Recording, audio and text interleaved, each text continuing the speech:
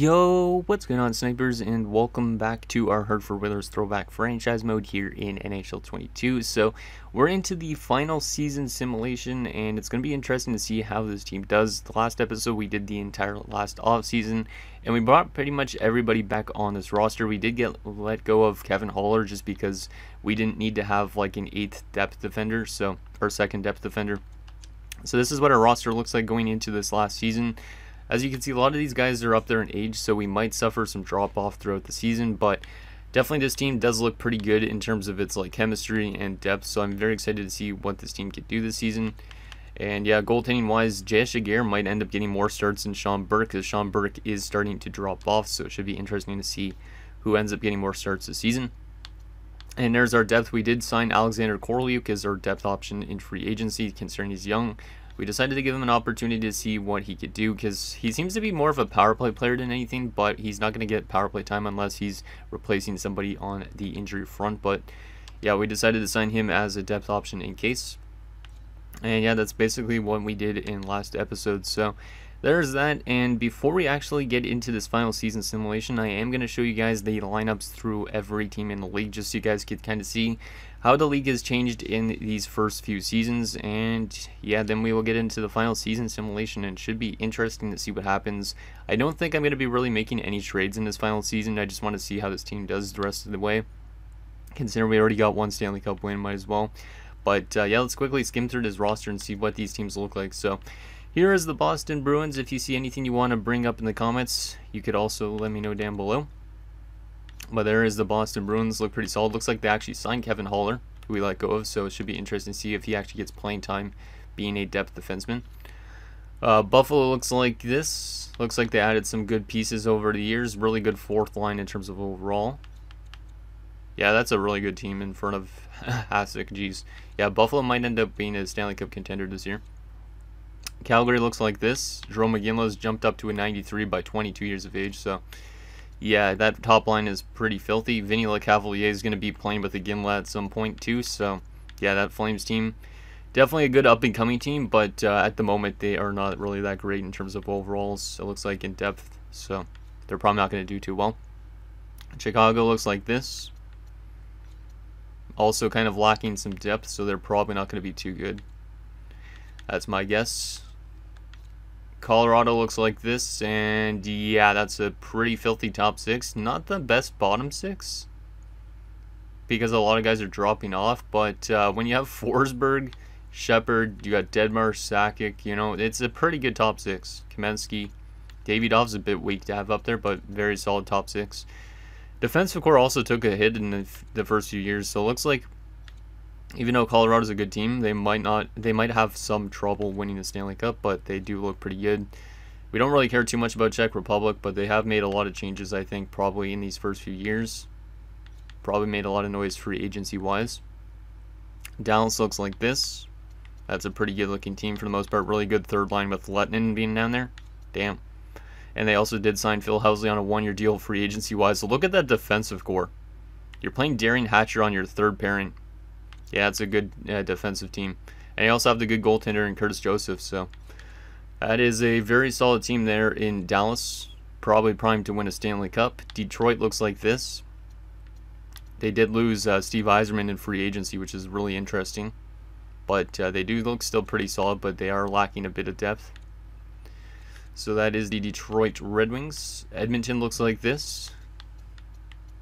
Looks kind of a bit weak on the fourth line and a bit on the third line with a 68, but it is what it is. Probably not the best team in terms of simulation, my guess. Finland first. Just skim through this.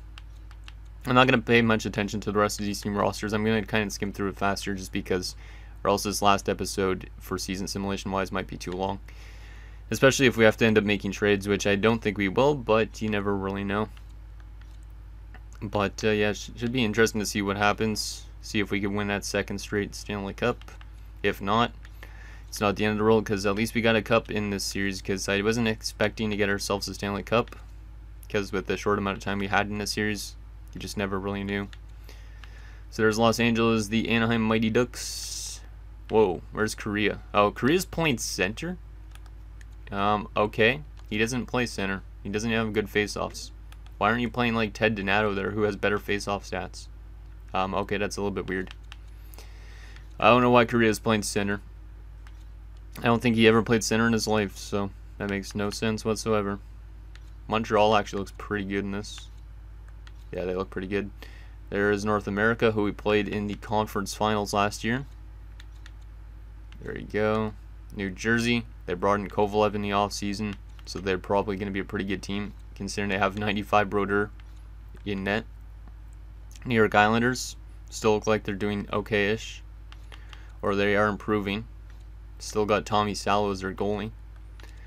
New York Rangers still led by Messier and Gretzky. Gretzky is dropping off, but he's still playing at 39, which is good. Same with Messier, yeah. A little bit of an older team there for sure in the Rangers, but definitely a team that could still make some noise. Ottawa looking pretty good. Really good center depth. Yeah, Ottawa looks definitely like a cup contender this year. We did knock them out last year in the first round in order to win our Stanley Cup, so I wouldn't expect anything less of a conference finals appearance for the Sens this year. That's my guess. Steve Yzerman's going to get to play with Keith Tkachuk and Jeremy Roenick. That's an interesting top line. It'll be weird to see Steve Yzerman repping the Yotes jersey, but it is what it is. He's going to be wearing number 21 there, because I guess somebody didn't want to give up 19, which in real life, obviously, somebody would have done that. Pittsburgh still looks really good. Obviously, we've had a lot of matchups with them in the playoffs before, so it'll be interesting to see if we play them this year. Russia looking pretty good. Looks like they made some changes as well. And then we got San Jose looking like this. Goalie-wise, Belfour still there. So he didn't actually just play only like 20 games or whatever he did in real life. St. Louis still looking really good. Probably primed for a Stanley Cup run, my guess. The Sweden Moose looking like this. They did just draft Daniel Sedin. There we go. And then we also got Tampa Bay looking like this. Sorry if this portion of this video is taking long. I just wanted to show you guys this just in case you guys wanted to see how the league has changed in the first few years, because I haven't shown this since like year 1. Okay. Vancouver looking like that. Goalie wise looking like that. Wow, their goalies look way worse. Damn. They must have lost who was their other goalie that they had last year? I don't remember who the other goalie was that they were playing. Oh yeah, it was Mike Dunham. That's right. Damn. So they lost Mike Dunham. And yeah, now their goaltending's not as good. So there you go. There is the teams around the league. Let's start simulating this season. We're going to probably not make any trades, like I said, unless this team somehow gets off to a very bad start. But more than likely, we should do pretty decent unless our age doesn't catch up to us. So let's decline any trade offers that we get unless there's something that actually is intriguing and it pops up. So let's continue to simulate through these preseason games. Not that these matter that much, but good to see if the team simulates decently or not. Hopefully we don't suffer too much injuries this year as well, because that wouldn't be nice. So 3-1-3 in the preseason, pretty decent. Who was the leading scorer? Brett Hull with 9 points in 7 games. Pretty solid. Okay, let's go all the way to January the 1st, and then we'll take a look at our updated standings and stuff like that to see if we need to make any changes or whatnot going forward with the rest of the season. But yeah, so far, who knows what this team is going to be made of. Because I guess it just compares to the rest of the team in our divisions and whatnot. I don't know, I'm getting so many trade offers for veterans. It's kind of weird. We're suffering a lot of overtime games and ties and stuff out of the gate, but off to a bit of a weird record to start the season 3-2-4-1. Like, we have a lot of ties in the first like few weeks. But yeah, hopefully we can win another Stanley Cup this year. If we don't win a Stanley Cup this year, it's not the end of the world, but at least we got the one. And yeah, I don't know how this team is going to be in terms of the playoffs. Like I said, age might catch up to this team, to be honest. Oh, wow. Well, Kravchuk has been injured with post-concussion syndrome, so it's good that we brought in ourselves a depth, or we have a depth defender. But yeah, that's a long-term injury for Kravchuk. So that's interesting. I don't know if that's going to make us want to go after another depth defenseman or not, but we're without Kravchuk for a few months. Wasn't expecting that. Okay, another tie there. Jeez, we have so much ties this season. We have already 8 ties now. What the heck was that? We had a 3-tie streak in a row. I don't think I've ever had 3 ties in a row. It's kind of weird. I don't know why this team is tying so much. Like, I mean, it's better than losing. But, goddamn. Our offense might not be that good this season. Manderville wasn't even injured, I don't think, so I don't know why it's saying that. Godiniak is injured now, which means we do not have another depth defenseman, but we'll go replace player because we're almost near the end of the simulation portion. There we go. Okay, so 14, 11, 9, and 1. Has us in the first wildcard spot by 5 points currently. That's pretty solid. Robert Schwela is leading us in points. I think that's a bit concerning. Like, how is one of our best defensemen leading us in points? That's a bit weird. Normally, if we were in like a different division like the Metropolitan, we would be second place right now. But all of our players on our team are under point per game, so age might be catching up to this team a bit. And we are without, let's see, Godiniak for a couple days, so don't really need to go after a defenseman yet. And yeah, we're without Kravchuk till the 24th still of February. So we might make some defensive change-ups, like maybe trade for a defender if there is one on the block, but we'll see. Because if Kravchuk comes back and gets re-injured again, we need to have somebody to replace him probably. So let's go February the 1st, take it a little bit slower. And there's a win, and Godiniak is back, which is good considering who were we playing on defense? Korolyuk. Interesting to play Korolyuk as a defenseman, but sometimes that has to happen when you have injury troubles, I guess. Game against Boston coming up, and now Sanderson has fractured his ankle. God damn. That's a big injury, but that is going to give Korolyuk a big opportunity, but that's one of our best players going down for over a month, so that is not good. I don't like when these injuries like slap us like that. And now we're suffering a couple losses in a row, and we're getting wins as well, which is good. No. Yeah, a little bit of an inconsistent season, I'd say, up to this point. But then again, the injuries might have been like the cause of that. We are on a winning streak now all of a sudden, so that's good news, I guess. Not that it matters in terms of the playoffs. We're now 23, 14, 10, and 1. It's a weird record to say. We are second place in our division, only 3 points back of the Penguins. Schwela is still leading us in points. I don't know how Robert Schwela is leading us in points, but maybe he's primed to win the Norris this season. Who knows? In every other division, we'd probably be in the same spot, looks like, in terms of points, which is interesting. So we're actually having an okay season, even though I don't feel like we are. It feels like a little bit of a weird season, so let's go to the 22nd, considering we'll get, I think, 2 guys back from injury then. But then we'll have to maybe look and see if there's any defenders out there, just in case there's any injury troubles. And now we're losing a bunch of games. And Sanderson is back. I don't know why we were suffering all these injuries. Stu Grimson was getting an opportunity to play instead. What the heck? Why was Stu Grimson getting a chance to play on the top line instead of Korolyuk? That is weird that they didn't put Korolyuk in that spot. I don't want Stu Grimson playing like on the top line, because that seems a bit weird. Now Kravchuk is back, which is good. So we will take out Godiniak for Kravchuk. Kravchuk is dropping off, 79 overall. Now he's listed as a 70. Damn, he might retire at 34. Wow. Yeah, I might have to find another defenseman. I mean, our top 4 is good, but our top 6, we might have to find ourselves another defender. So we might look into doing that. Let's just take a quick look and see what's on the block at this point. To see if there's a defenseman that could potentially help us out if we want to actually make a trade this year. None of these guys would help us out that much more, so not worth it. A lot of good players over there in Buffalo, which is interesting. Bob Bugner, not a huge upgrade, very physical player, so don't think I want him. He'd probably take too much penalty minutes at the wrong times. What else we got here? Come on, there's got to be a defender that's pretty decent.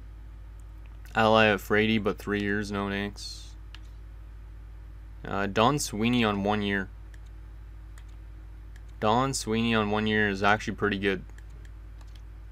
What do you want for Don Sweeney there, Florida? I am curious about that. Yeah, let's look into Don Sweeney, because maybe we'll trade for Don Sweeney, to be honest. And we'd probably end up just giving up Kravchuk in that deal or something instead. Trying to upgrade the defensive core a bit. What does Florida want? Doesn't show anything. We're going to have to figure out a trade with Florida for Don Sweeney if we want him. Goddamn, yeah, this episode might be a bit longer just because of this, but at least this is the last season, so you guys will hopefully still watch as much of it as possible. So, let's see. What do you want? You want prospects, but I don't want to give up some of these prospects. No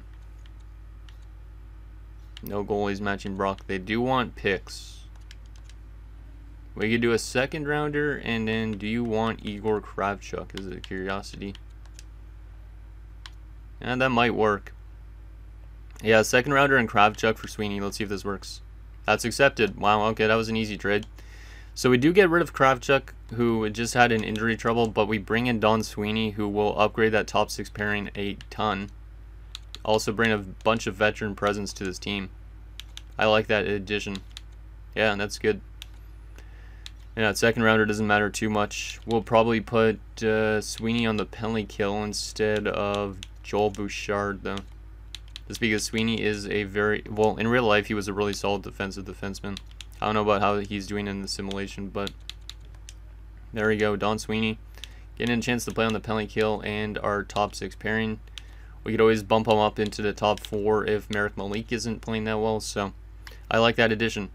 That's a very solid one. And hopefully that helps us be a bit better of a defensive team. And also getting rid of Kravchuk. Like, that cap hit wasn't really that great, and he is dropping off, so there is a chance that he could have been worse by the end of the season. And then maybe that would affect us in terms of the playoffs. But I think that's going to be the only trade we end up making this season, to be honest. Let's go to a day before the deadline and see what we're sitting at in terms of standings-wise. Hopefully we're doing pretty decent. And wow, Glenn Wesley is now sprained his ankle. Goddamn. Replace player. Maybe I should have kept on to Kravchuk and got rid of a depth defenseman. Jeez, and now Sanderson has suffered a mild concussion. We're getting slapped with the injury bug this season, and it is unfair. Actually, let me stop the simulation for a second. Eligible players are able to be back. Is Sanderson back already? Oh yeah, he's okay. That's good, because I was like, wait a second. It said multiple players, but Wesley's not back yet. Okay, that's fine. Game against St. Louis and the Islanders and in Phoenix before the deadline. Where are we going to be in the standings? I am curious. Yeah, we're having so much ties this season. I mean, it's good, though, in a sense. Because, like I said, I'll take those every single day over a loss. So, 28, 20, 12, and 1, a day before the deadline. That's pretty solid. Schwedel is still leading the team in points with 43 points in 61 games. And we are second best in our division. Yeah, I don't think we need to make any trades. But we will take a look at the AI trades just because I am curious on if the AI makes any interesting trades. So we will simulate past the deadline, but we'll take a look for sure at what trades the AI makes. Not sure who's on the block even at this point. So looks like Detroit acquires Eric Desjardins, Nicholas Anderson, and J.F. Schomp from the Philadelphia Flyers for a first-round pick and a prospect. So Detroit is loading up for a Stanley Cup win, potentially. Philadelphia gets a first-rounder, Ryan Miller, who just got drafted, a second-rounder, and a sixth. And the Islanders or the Rangers got John LeClair and John Clem. Wow. John LeClair, that's a huge addition. Bob Rose is on waivers. Do I want to claim him just because maybe we'll get another depth defenseman? Yeah, you know what? I'm going to claim Bob Rose. Even though he's dropping off a lot, we need just another depth defenseman in case. Because if we suffer an injury late in the season, you never know what could happen. So let's take a look at the trades that happened. Was that with the Rangers or the Islanders? So that John LeClair one. So Derek Armstrong goes to the San Jose Sharks from the Islanders, so it's probably the Rangers then. Which means the Rangers have Gretzky, they have Messier, they have John LeClair. Damn. New Jersey gets Todd Marchant and Drew Bannister for a first-rounder and some prospects, looks like. Zaminer, Cullimore, and some prospect going to the Rangers from the Flyers. So the Flyers are offloading a lot. Dino Cicerelli and Francis Musil go to North America. Murray Craven going to Detroit as well. Yeah, Detroit's going to be a really good team as well.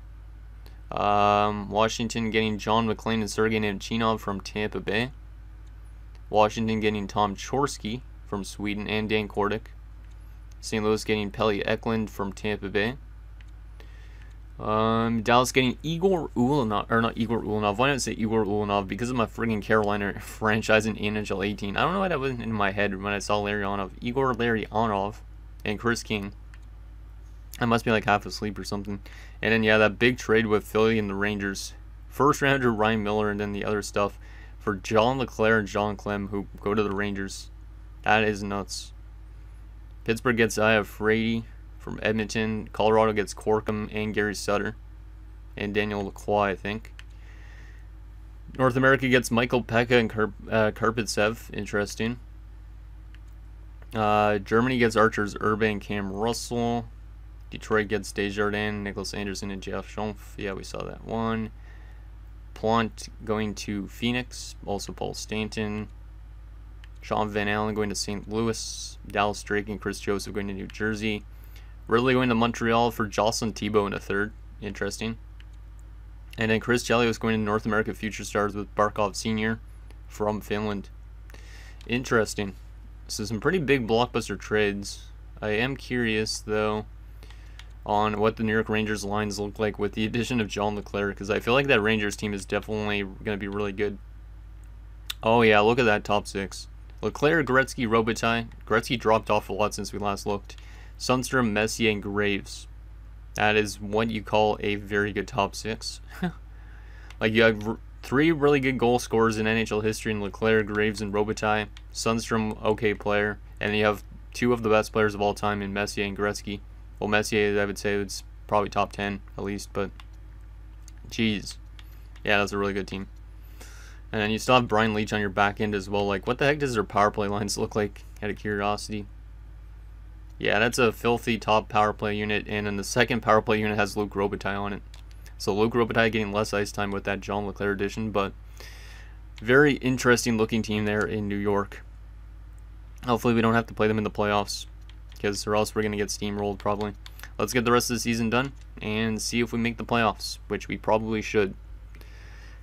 But yeah, hopefully Sweeney was a good acquisition for this team. Make us a bit better defensively, and we lose 11-4 to Pittsburgh, so maybe not. And we're losing a bunch of games lately, which is not a great sign. Hopefully we could rebound from some of those. Let's just go best lines in the AHL. There's a win over St. Louis. Yeah, now we're starting to win some games again. A little bit of an inconsistent season, but oh no. Andrew Castles has pulled his groin out till April the 14th. Is he going to be back for the playoffs? Yeah, he'll be back for the playoffs. Okay, that's good, because the season ends a little bit later. Come on, guys, you got to start winning some games here. I don't know if we clinched the playoffs, but I didn't see that yet, but we got to be careful here. OT loss and a win. There you go. So yeah, we did make the playoffs. We finished second place in the Atlantic Division, only behind the Penguins. Not too bad. Not necessarily the greatest season, but who knows what could happen once we get to the playoffs. Let's take a look at the team stats and player stats for the season. But looks like we didn't have the best offensive season at all. But let's see, where did we finish in terms of the standings? Colorado finished first. Only two teams had over 100 points this year, which is kind of weird. We finished 11th best in the NHL. We had not a great offense, I think. Yeah, our offense was not that good. 2.91 per game, like right around halfway point of the league. But our goals against per game wise, we were probably... we're kind of mid-table as well. So not great offense, not great defense. How did we make the playoffs? We had one of the worst power plays in the league, 10.1%. And our penalty kill, 81.8%, is also one of the worst. So somehow we made the playoffs even though we were kind of mediocre at everything, or average at mostly everything. So I don't know how this team's going to do in this final playoff run. But let's see what we got. So Keith Bremo, 47 points in 82 games, a plus 17. Pretty solid. Castles had only 46 points this year in a minus 15. Big drop off in point production. I don't know why. Maybe it's because of players getting old, but there you go for Castles. Manderville had 38 points, which is really good, and a plus 13. So he had a career high in points. 12 power play points this year, so he got a lot of an opportunity, I guess. Left wing wise, Caron had 52 points plus 10. That's pretty solid. Stevens 51 points plus 23. Sanderson 39 points plus 7. So Sanderson's injury might have like slowed down Castles a bit, maybe. Yeah, maybe that's the reason why. Because Sanderson missed like 17 games. Arvidsson 24 points plus 17 is pretty good. Grimson 4 points in 17 games, 63 penalty minutes, and a minus 10. Okay. Nelson Emerson and Brett Hull both had 42 points, so also Brett Hull is dropping off. So that's also probably why Castle's point production went way down. Kevin Dineen, pretty solid season as well. O'Neill, pretty solid. Rice, okay as well. And then Corley barely played, so the depth scoring is actually not bad. Like, we didn't have one standout player, but our offense was pretty deep throughout our lineup, I'd say. And then defensively, Shvela had 50 points, plus 27. Wesley had 29 points, plus 26. Looks like the Chason and Malik pairing was out there for most goals against. And then Bouchard and Godinuk were pretty solid defensively. How did Sweeney do with us? He was a plus 7 in 28 games and had 6 points. That's exactly what I needed from somebody like Don Sweeney. I will take that. And goalie-wise, Jay Shiger played more starts than Sean Burke this year and had a really solid season. A 905 save percentage and a 275 goals against. That's not bad. That's a pretty solid rookie starting year, I should say. Not as good as his years in the past, but I will take it. And then Sean Burke is continuing to drop off, but still had a pretty solid season, I'd say. And of course, we gave him a big contract in the offseason, but it doesn't really matter at this stage anyways. Let's take a look at player stats around the league for forwards. The best offensive player in the NHL this season was Mary Lemieux with 97 points. Peter Nedved up there as well, and Jaromir Jagr. So the three Pens led the league in points. No 100-point players this year, which means the offense was down on the league this season, which also makes sense. Maybe that's why we didn't have a lot of point players. Sakic had 92 points as well. Only 4 players with 90+ points. Really weird. Best goal scorer this season was Jerome McGinley with 41 goals. Pretty good for a 22-year-old. Pretty good. Only 140 goal scorer in the league. Defensively, the best defenseman for points, Nick Lidstrom, had 81 points in 82 games. So he's definitely going to win a Norris this season. Brian Leach behind him with 71 points, and Gonchar also up there with 60 points. Ray Bork, Al McInnes, the typical guys you'd see up there. But Shvela finished top 10 in defensive points this year, so that's pretty impressive. Best goalie this season is going to be Olaf Kolzig wins with 41, and Ron Hextall also hit 40 wins. Most shutouts by a starter, Hasek and Joseph both had 8 shutouts. Best save percentage by a starter is going to be Patrick Waugh with a 925.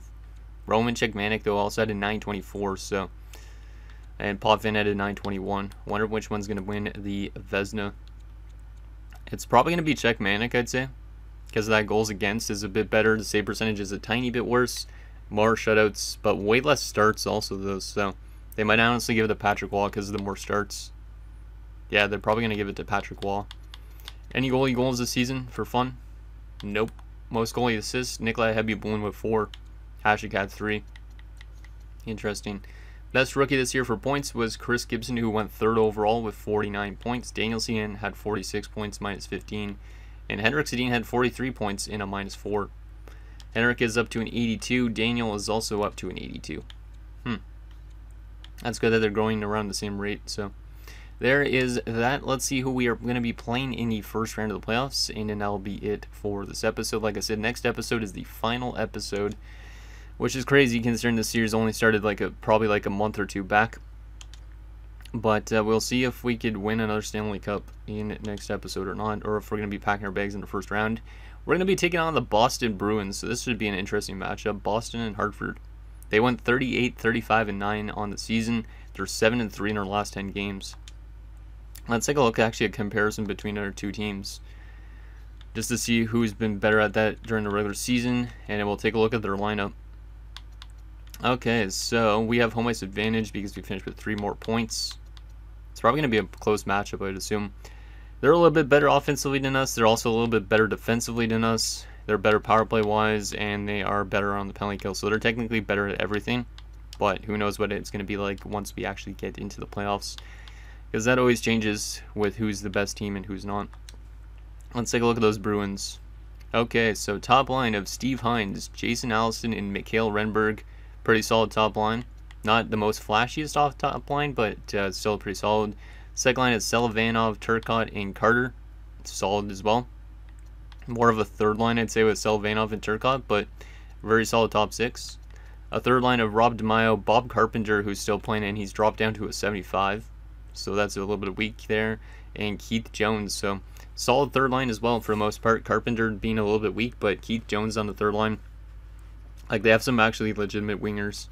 And a fourth line of Scott Daniels, Landon Wilson, and Nick Hybriot. So very physical fourth line at 2 enforcers, I think. And then a power forward in Landon Wilson. Very interesting fourth line and very solid forward core. Defensively, they still have Ray Bourque, who's dropped down to an 85, still looking for that Stanley Cup win. He only made the playoffs a couple of years ago, had 5 points in 7 games. Going to be interesting, Sweeney playing against his old team.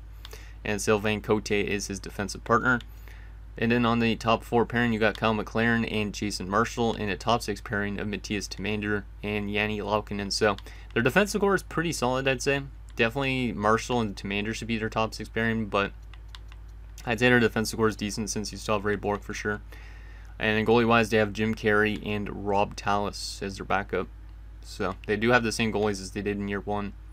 And then depth-wise, Corey Cross, Mike Ricci's out with an injury currently, and Mitch Holtz is also one of their guys. So Mike Ricci, how long is he going to be out for? Because if he comes back, he's probably pushing Darren Turcotte down to the third line, which means Bob Carpenter is probably out of the lineup in that sense. And then they'll actually have a really good center core and a very solid top 3 lines. So let's take a look at when Ricci is back, and then I'll be it for this episode.